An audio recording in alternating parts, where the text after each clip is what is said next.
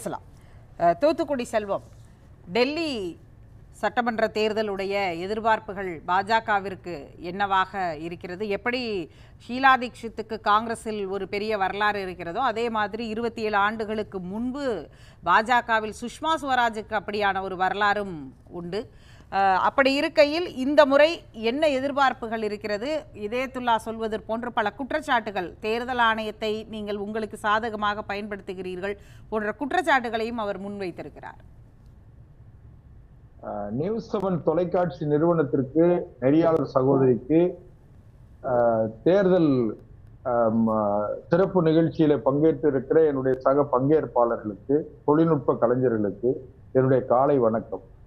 இப்போ டெல்லியில தேர்தல் முன்னணி நிலவரங்கள், அதாவது போஸ்டல் ஓட்டு, அஞ்சல் வாக்குப்பதிவு ரிசல்ட் வர ஆரம்பிச்சிருச்சு.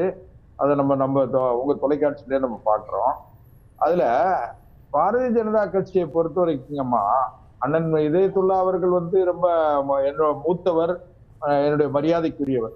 அதே நேரத்துல ஏதோ ஆம் ஆத்மிக்கு காங்கிரஸ் ஒத்துழைத்ததை போலவும் பாரதிய ஜனதா கட்சி மிகப்பெரிய நெருக்கடி கொடுத்த போல பேசினாங்க. ஒரே ஒரு விஷயம் என்னன்னு கேட்டீங்கன்னா, கடந்த காலங்களிலே மரியாதைக்குரிய அம்மையார் ஷீலா தீட்சித் அவர்கள் 3 முறையும், அரவிந்த் கெஜ்ரிவால் அவர்கள் 3 முறையும் அவர்கள் ஆட்சி அதிகாரத்திலே இருந்து ஒரு நல்ல நிர்வாகத்தை தர முடியாததனுடைய பலனை நாங்க ஒரு விஷயம் கேட்டீங்கன்னா, பாரதிய ஜனதா கட்சியை பொறுத்த வரைக்கும் 1984க்கு பிறகு அதுல ஒரு 6 ஆண்டு காலம் அடல் பிகாரி வாஜ்பாய். செல்வம் சார், நான் ஏற்கனவே சொல்லிட்டு இருந்தீங்க, அதோடைய தொடர்ச்சியா நீங்க சொல்லலாம். பாஜக தற்போது போஸ்டல் பேலட்ஸோடைய அந்த வாக்கு எண்ணிக்கையில் பார்த்தோம்னா, தபால் வாக்குகளுடைய எண்ணிக்கையில் முன்னிலையில் இருக்கக்கூடியதை பார்க்க முடிகிறது. பாஜகவுடைய நீண்ட நாள் ஒரு கனவா, நீங்கள் இங்கே மத்தியில் 3வது முறையாக ஆட்சி அமைக்கப்பட்ட பிறகும் தலைநகர் டெல்லியில் ஆட்சியை பிடிக்கணுங்கிறது உங்களுக்கு பெரிய ஒரு சவாலாக இருந்துச்சு. இந்த முறை அது எப்படியாக இருக்கிறது? இல்ல, அது தலைநகரம் டெல்லியில மீண்டும் அதான் பாரதிய ஜனதா கட்சி ஆட்சி அதிகாரத்தில் இருப்பதுதான் அந்த மக்களுக்கும் நல்லது, பாரதிய ஜனதா கட்சிக்குமே கூட நல்லது. அதுல மாற்று கருத்து இல்ல. அதே நேரத்துல அடல் பிகாரி வாஜ்பாய் அவர்கள் பிரதமராக இருந்த அந்த காலத்துல நீங்க ஏற்கனவே குறிப்பிட்டதை போல மரியாதைக்குரிய நினைவில் வாழ்கிற திருமதி சுஷ்மா ஸ்வராஜ் அவர்கள் ஒரு நல்ல ஆட்சியை கொடுத்தாங்க. அது தொடர முடியல, அது பல்வேறு கட்டங்கள்ல தொடர முடியல. மத்தியில ஆட்சி அதிகாரம் கூட எங்களை விட்டு போயிடுச்சு. டாக்டர் மன்மோகன் சிங் அவர்கள் ஒரு 10 ஆண்டு காலம் அவர் ஆட்சியா இருந்தாரு. அதுக்கு பிறகு நம்முடைய பிரதமர் நரேந்திர மோடி அவர்கள் ஆட்சி அதிகாரத்துல 3வது முறையும் இருக்காங்க. இதுல டெல்லியில அந்த ஒரு பெரிய மாற்றம் வந்தது. என்ன காரணம்னு என்ன கேட்டீங்கன்னா, திரு அரவிந்த் கெஜ்ரிவால் அவர்கள் அண்ணா ஹசாரே அவர்களோடு ஊழல் எதிர்ப்பு, இன்னும் குறிப்பா சொல்ல போனீங்கன்னா, அன்றைய காலகட்டத்தில் ஒரு 15 ஆண்டுகளுக்கு முன்பு அவர் அரசியலில் கால் பதித்த அல்லது அந்த இயக்கங்கள் பொது வாழ்க்கையில கால் பதித்த அந்த காலத்துல ஒரு ஐஆர்எஸ் ஆபீசரா இருந்த அவரு அரசியல்ல ஒரு பொது வாழ்க்கையில கால் பதித்த அண்ணா ஹசாரேவுக்கு உதவியாக கால் பதித்த காலத்துல பாத்தீங்கன்னா, டெல்லியில காங்கிரஸ் ஆட்சியில இருந்து காங்கிரசுக்கு எதிராக, காங்கிரஸ் கட்சியினுடைய ஊழலுக்கு எதிராகத்தான் திரு அண்ணா ஹசாரே அவர்கள் ஒரு ஊழல் எதிர்ப்பு இயக்கம் தொடங்கினார். அதுல இவர் முன்வரிசையில அவருக்கு துணையாக நின்றார். ஆனால் திரு அண்ணா ஹசாரே அவர்களோடு முரண்பட்டு தான் ஆட்சி அதிகாரத்துக்கு இவர், பெரியாரோடு அண்ணா முரண்பட்டதை போல அண்ணா ஹசாரேவோடு அரவிந்த் கெஜ்ரிவால் முரண்பட்டு தான் இவர் தேர்தல் களத்துக்கு வந்தார். அதுக்கு பிறகு பாத்தீங்கன்னா, இப்ப சமீப நாட்கள்ல ஒரு ஊழல் வழக்கில் முதலமைச்சராக இருக்கிற ஒருவர், இருந்து கொண்டிருக்கிற ஒருவர் ஊழல் வழக்கில் முதலமைச்சராகவே சிறைக்கு சென்றது திரு அண்ணா ஹசாரே அவர்கள் தான். அதுல நீங்க ரொம்ப முக்கியமான விஷயம், அவர் ரொம்ப பெரிய, அவர் மேல கட்டமைக்கப்பட்ட ஒரு பிம்பம் எப்படின்னு கேட்டீங்கன்னா, மிகப்பெரிய அறிவாளி, ஆகச்சிறந்த அறிவாளியாகவும் ஆகச்சிறந்த நேர்மையாளராகவும் கட்டமைக்கப்பட்ட அந்த பிம்பம் அவர் மேல சுமத்தப்பட்ட குற்றச்சாட்டுகள் அவருடைய பிம்பத்தை தகர்த்து விட்டது. அதுக்கு பிறகு 2024 நாடாளுமன்ற தேர்தலில் உங்களுக்கு தெரியும், நாடாளுமன்ற தேர்தல் சமயத்துல அவர் வந்து தேர்தல் பிரச்சாரத்துக்காகவே அவருக்கு பிணை கொடுக்கப்பட்டது, நீதிமன்றம் பிணை கொடுத்தது.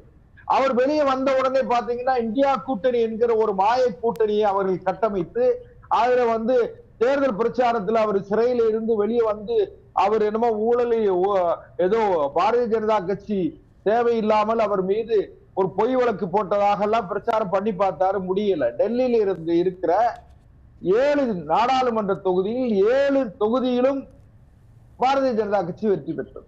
அதனால நான் என்ன நினைக்கிறேன்னா, இது தொடக்க நிலை.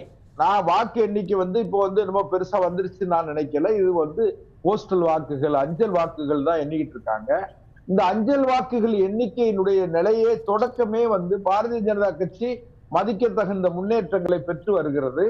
ஆனா கருத்து கணிப்புகள் எல்லா காலங்களிலும் வெற்றி பெற்று விட்டது அல்லது கருத்து கணிப்பு முடிவுகளை அப்படியே நாங்கள் ஏற்றுக்கொள்கிறோம், ஆகவே கொண்டாடுகிறோம் இல்ல. ஆனா ஒரு மாற்றத்தை மக்கள் விரும்புகிறார்கள். மக்கள் எப்படி விரும்புறாங்கன்னு கேட்டீங்கன்னா, நீங்க கடந்த 60 ஆண்டு கால காங்கிரஸ் ஆட்சி அதிகாரத்தில் இருந்த காலத்தில் ஏற்பட்ட குற்றச்சாட்டுகள், ஊழல் குற்றச்சாட்டுகளாகட்டும் அல்லது மற்ற குற்றச்சாட்டுகள் பாரதிய ஜனதா கட்சியின் மீது இல்லை.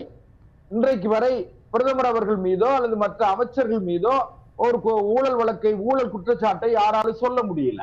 அதனால இப்போ பாரதிய ஜனதா கட்சி வந்து 3வது முறையும் மரியாதைக்குரிய பிரதமர் நரேந்திர மோடி அவர்கள் ஆட்சி அதிகாரத்திற்கு வந்திருக்கிறார் என்று சொன்னால் வேற ஒண்ணுமே கிடையாது.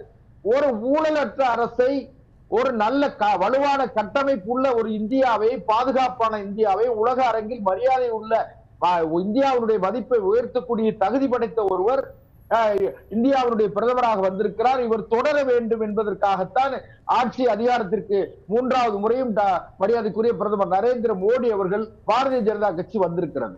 இதுல இன்னொரு முக்கியமான விஷயம் என்ன கேட்டீங்கன்னா, இவர்கள் இந்தியா கூட்டணி என்கின்ற பெயரில் முரண்பட்டவர்கள் எல்லாம் உடன்பட்டு ஒரு இந்தியா கூட்டணி என்கிற பெயர்ல ஒரு கூட்டணியை கட்டமைத்து பாரதிய ஜனதா கட்சியின் மீது நாங்க கூட்டணியை இந்த முறை கட்டமைக்காதது எங்களுக்கு ஒரு வீக்னஸ் அப்படின்னு சொன்னாரு. அவர் அதை ஒப்புக்கொண்டாரு. நான் இதுக்குள்ள வரல, நான் நாடாளுமன்ற தேர்தல் தாண்டி வரேன். நாடாளுமன்ற தேர்தல்ல இவங்க வந்து ஒரு முரண்பட்டவர்கள் எல்லாம் உடன்பட்டு கூட்டணி அமைத்து பார்த்தார்கள். அப்படி இருந்தும் கூட 240 இடங்களிலே பாரதிய ஜனதா கட்சி வெற்றி பெற்றது. மிக குறுகிய எண்ணிக்கையில நாங்கள் தனிப்பெரும்பான்மை இழந்தோம். ஆனாலும் கூட்டம் எங்களுடைய நம்பிக்கைக்குரிய தோழர்களோடு இன்றைக்கு ஒரு நல்ல ஆட்சியை கொடுத்துட்டு இருக்கோம். ஆனா டெல்லியை பொறுத்த வரைக்குமா இவர்கள் வந்து மிகப்பெரிய அளவில கட்டமைத்த அந்த அரவிந்த் கெஜ்ரிவால் என்கிற கட்டமைப்பு, அந்த பிம்பம் உடைந்து விட்டது. 2வது, நாங்கள் பாரதிய ஜனதா கட்சி அரவிந்த் கெஜ்ரிவால் மீது வைத்த குற்றச்சாட்டுக்களை விட காங்கிரஸ் வச்ச குற்றச்சாட்டு தான் கடுமையான குற்றச்சாட்டு. காங்கிரஸ் தான் அரவிந்த் கெஜ்ரிவால் மீது மரியாதைக்குரிய ராகுல் காந்தி அவர்கள், எதிர்கட்சி தலைவர் ராகுல் காந்தி அவர்கள் விமர்சனங்களை நான் அந்த கேஸ் வழக்குகளுக்குள்ளர அதை போக வேண்டான்னு பார்த்தேன். நீங்க தொடர்ந்து இந்த விமர்சனங்களை வச்சதுனால கேட்கிறேன். இந்த வழக்குகள்ல மற்றவர்களுக்கு அதே கிரவுண்ட்ல, அதாவது நான் சட்ட ரீதியா சொல்றேன், சட்ட ரீதியாக அவர்களுக்கு கிடைத்த இதே மாதிரியான மணி லாண்டரிங் ஆக்ட் மூலமாக கைது செய்யப்பட்டிருக்கக்கூடியவர்களுக்கு சட்ட ரீதியாக எத்தனை நாள்ல பிணை கிடைக்குது அப்படிங்கிறதும், மணீஷ் சிசோடியா மாதிரியான ஒரு துணை முதலமைச்சருக்கு எத்தனை மாதங்கள் கழித்து பிணை கிடைத்தது என்பதில் தொடங்கி, நீங்கள் வந்து அவசர சட்ட திருத்தம் கொண்டு வந்து காவல்துறையுடைய அதிகாரம் யாருக்கிட்ட இருக்கணும், உள்துறை அமைச்சகத்துக்கிட்ட ஏற்கனவே இருக்கக்கூடிய அதிகாரத்துல கொஞ்சம் கூட டெல்லியில ஒரு மாநில சட்டப்பேரவை என்று ஒன்று இயங்குது அப்படிங்கிற இடத்திற்கே இல்லாமல் அது முழுவதையுமே நீங்களே வச்சுக்கிற மாதிரியான பல அவசர சட்ட திருத்தங்களை கொண்டுட்டு வந்தது. அங்க இருக்கக்கூடிய லெப்டினன்ட் ஜெனரல் கவர்னரை வச்சு என்ன மாதிரியான அங்க சர்ச்சைகள் வெடித்ததுன்னு பாஜக எந்த அளவிற்கு பொலிட்டிக்கலா டஃப் கொடுத்துச்சு அங்க இருக்கக்கூடிய ஆம் ஆத்மி கட்சி ரூலிங் பார்ட்டிக்கு அப்படிங்கிறது கணக்கில் கொள்ள வேண்டிய ஒன்று இல்லையா? சகோதரி, ஒண்ணு கேளுங்களேன். நீங்க டெல்லி வந்து யூனியன் டெரிட்டரி தான். அதுல லெப்டினன்ட் கவர்னருக்கு தான் பவர் அதிகம். அதாவது இன்னும் சொல்ல போனீங்கன்னா உள்துறையினுடைய நேரடி கட்டுப்பாட்டுல இருக்கிற பகுதி டெல்லி. அதனால நீங்க வந்து இப்போ நம்முடைய புதுச்சேரி இருக்கு, புதுச்சேரியில பாண்டிச்சேரியில வந்து என்னதான் மாநில அரசாங்கத்தினுடைய முதலமைச்சர் எல்லாம் இருந்தா கூட அது டெல்லியினுடைய நேரடி உள்துறையினுடைய நேரடி கட்டுப்பாட்டில் இருக்கிற பகுதிங்கிறத நீங்க தயவு செய்து, இது நம்முடைய அரசியல் சட்டம் வகுத்திருக்கிற நெறிமுறைகள்.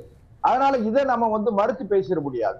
அதே நேரத்துல இன்னொரு விஷயம் என்ன கேட்டீங்கன்னா, அப்படி இருந்தும் கூட டெல்லியில மரியாதைக்குரிய அரவிந்த் கெஜ்ரிவால் அவர்கள் இன்னொன்னு தயவுசெய்து சகோதரிக்கு நினைவுபடுத்துறேன். மணிஷ் சிசோடியாவுடைய பிணை அவருக்கு மறுக்கப்பட்டது அதுக்கு மாநில அரசு மத்திய அரசுக்கு சம்பந்தம் கிடையாது. அது நீதிமன்றம், அதாவது இடி என்போர்ஸ்மெண்ட் டைரக்டரேட் ஆகட்டும் அல்லது சிபிஐ ஆகட்டும், மற்ற எல்லாமே ஒரு தனி அமைப்பு, தன்னாட்சி பெற்ற அமைப்புகள். இதுல நீங்க என்ன கேட்டீங்கன்னு கேட்டீங்கன்னா, ஒருவருக்கு பிணை கொடுக்கறாங்க, ஒருத்தருக்கு பிணை மறுக்கப்படுகிறது அல்லது பிணை அவருடைய சிறை நீதிமன்ற காவல் நீட்டிக்கப்படுகிறது என்று சொன்னால், அந்த வழக்கினுடைய தன்மையை பொறுத்து, வழக்கிலே இருக்கிற பிரேமா பேசி கேஸ பொறுத்து அந்த வழக்குல நீதிமன்ற காவல் நீடிக்கப்படுவதும் பிணை கொடுக்கப்படுவதும் நடக்கும். இன்னும் கூட நீங்க ஒரு விஷயத்த மறந்துட்டீங்க. அதாவது டெல்லியில நாடாளுமன்ற தேர்தல் 2024 நாடாளுமன்ற தேர்தல் சமயத்துல பாத்தீங்கன்னா அவருக்கு தேர்தல் பிரச்சாரத்துக்காகவே பிணை வழங்கப்பட்டது. அது ஒண்ணு. சட்ட ரீதியா இருக்கிறது தான், நாம தொடர்ந்து அத பேசுவோம்.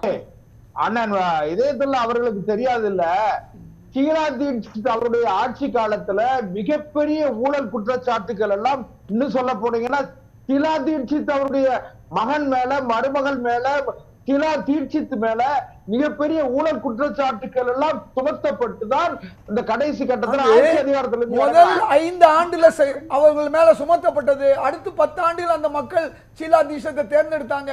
அதை கொஞ்சம் கவனத்துல வச்சுங்க. ஆட்சிக்கு வந்த உடனே ஷீலா தீட்சித் செஞ்சாங்க. அதன் பிறகு 10 ஆண்டுகள் இன்னைக்கு நிலைமை காங்கிரஸ் ஒரு இடம் கூட ஒரு இடம் அந்த 15 ஆண்டுகளும் பாஜக பலம் வாய்ந்த பாஜக டெல்லியில ஆட்சியில இல்லாம போச்சு. அடுத்து 15 ஊழல்ல பெரிய ஊழல் செஞ்சாங்களா பாஜக? டெல்லி இருவருக்குமே சொல்றது, டெல்லி ஒரு மிகச்சிறந்த உதாரணம்.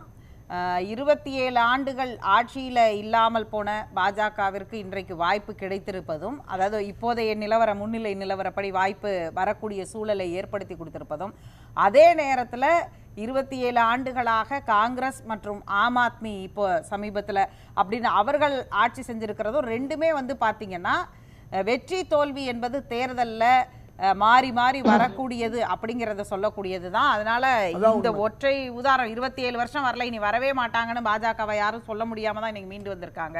இன்றைக்கு ஒரே ஒரு சீட்டை வாங்கி இருக்கிற காங்கிரஸ் அடுத்த தேர்தலில் மீண்டு கூட வரலாம். அது இப்போ முன்னிலை நிலவரப்படி நான் அதை தெளிவா சொல்லிடுறேன். அப்படி இருக்கக்கூடிய சூழல்ல நம்ம வெற்றி தோல்வியை இப்போதைக்கே தீர்மானிக்கக்கூடிய சூழல் இல்லை. அதாவது ஒரு முதலமைச்சராக இருக்கும் பொழுது ஊழல் வழக்கில் சிறைக்கு சென்றவர் மரியாதைக்குரிய அரவிந்த் கெஜ்ரிவால் அவர்கள் தான். அதை நீங்க தயவு செய்து அண்ணன் சந்திரசேகர் மறந்துட மாட்டாரு.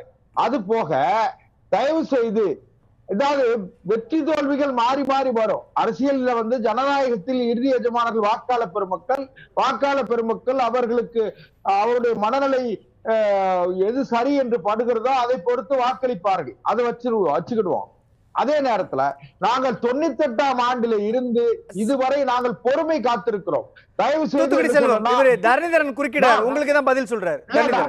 நான் ஒரே ஒரு நிமிஷம் முடிச்சிடுறேன், இன்னொரு நிகழ்ச்சிக்கு போனோம்.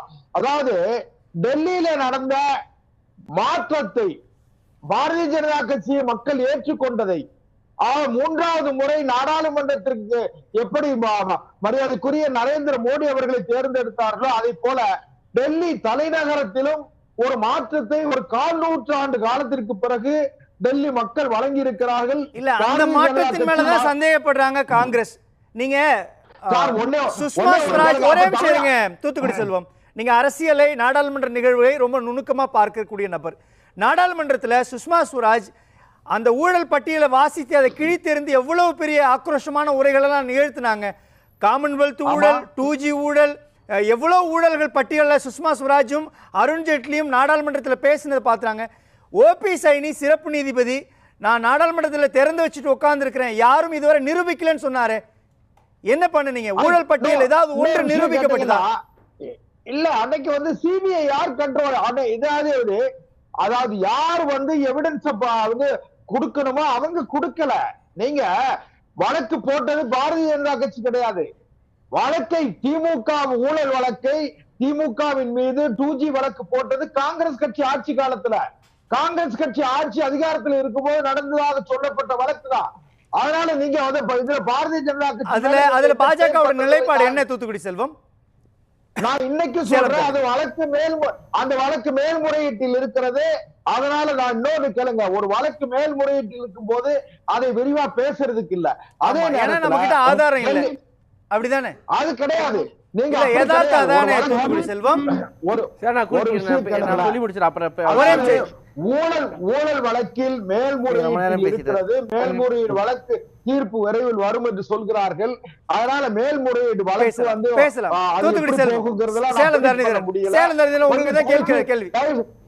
தயவு செய்து ஒண்ணு கேளுங்களா, நான் வெளியே அடுத்த நிகழ்ச்சிக்கு போன்று இருக்கிறதுனால டெல்லியில மிகப்பெரிய மகத்தான வெற்றியை மக்கள் டெல்லி தலைநகரத்து மக்கள் வழங்கி இருக்கிறார்கள்.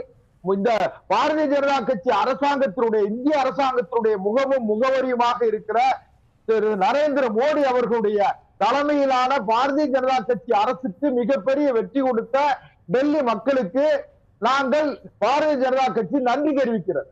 நன்றி.